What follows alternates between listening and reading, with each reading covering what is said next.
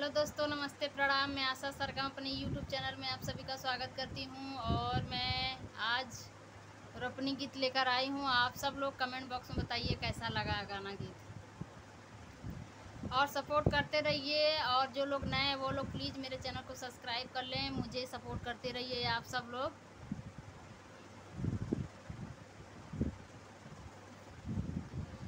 अंजनी का